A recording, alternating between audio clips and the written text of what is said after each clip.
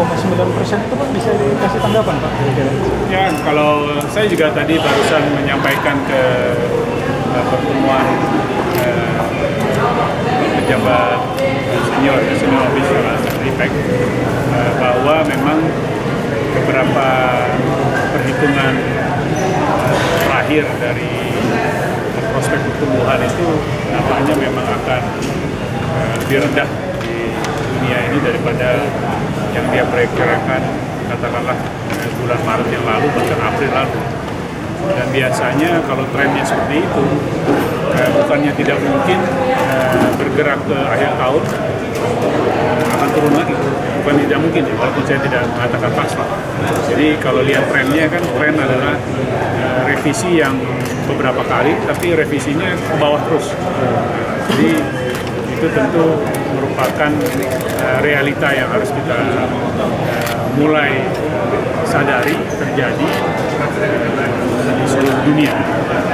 Nah, mengenai masing-masing negara tentu saja punya posisi yang berbeda. Misalnya untuk Indonesia tentu tidak sama dengan kondisi di negara lain. Karena di Indonesia dalam kondisi saat ini secara umum tingkat pertumbuhan kita itu tinggi, relatif tinggi dibanding negara lain. Terus kedua, kondisi fiskal kita jauh lebih baik. Negara lain itu defisitnya di atas 3, di atas 4% dan seterusnya. Lalu ketiga adalah kondisi pembiayaannya juga, kemampuan pembiayaannya kita juga jauh lebih baik, lebih berkelanjutan. Walaupun bukan berarti kita mau meningkatkan utang besar-besaran, tapi setidaknya kemampuan kita di bidang itu masih lebih sehat daripada negara-negara lain. Jadi walaupun kita juga tidak bisa lepas dari kondisi global, tapi instrumen yang kita miliki untuk menghadapi itu sebenarnya lebih baik daripada yang dimiliki oleh negara lain. Kira-kira Pak, penurunannya kondisi terburuknya apakah akan di bawah 5,9 Pak nanti?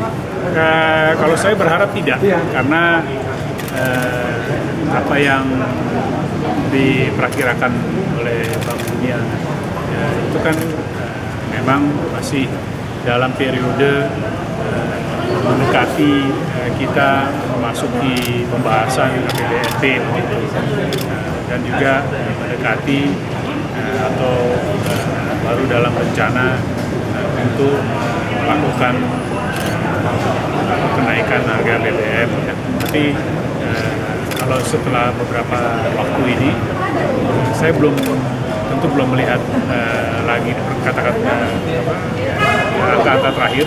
Tapi mestinya sih kalau 6% masih lebih kita masih bisa capai. Dan memang kuncinya adalah bukan hanya reformasi yang makro seperti APBN, lalu kemudian mesti menjaga ketahanan fiskal, lalu moneter, tapi juga perbaikan-perbaikan yang penting di sektor-sektor tertentu, terutama tentu di manufaktur, lalu kondisi di logistik. Nah, ini yang harus kita perbaiki terus.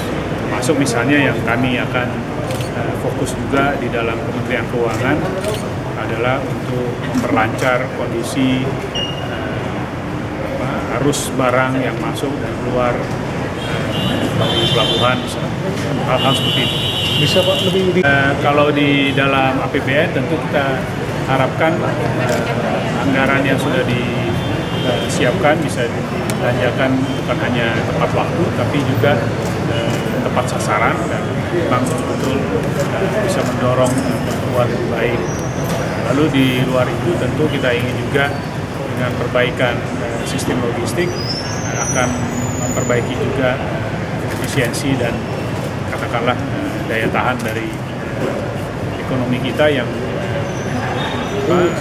berdasar kepada konsumsi dan ekonomi dalam negeri. Untuk infrastruktur kita harapkan beberapa proyek yang sudah mulai berjalan ataupun pada masa persiapan sekarang sudah bisa masuk ke tahapan konstruksi, termasuk yang saya dengar kemarin Pak Menko juga berada di sini dan meninjau kondisi di Kuala Tanjung maupun di Semangke misalnya. Nah itu kan sebenarnya kita harapkan sejak beberapa waktu lalu agak lambat, tapi sekarang sudah mulai kelihatan pergerakannya lebih konkret. Jadi saya rasa hal-hal tadi itu yang mungkin di negara lain belum tentu mereka miliki.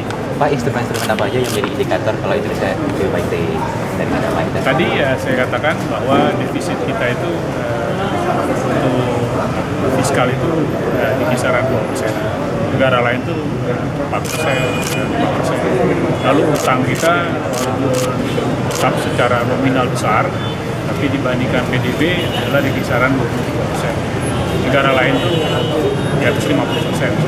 Jadi itu adalah angka yang bisa kita lihat untuk apabila diperlukan instrumen yang ada ini masih bisa dilihat dalam perspektif yang cukup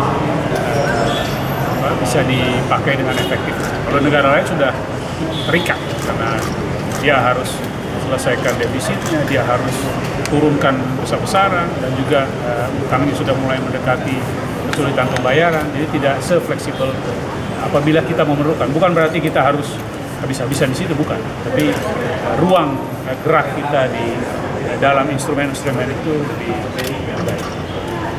Baik, makasih ya.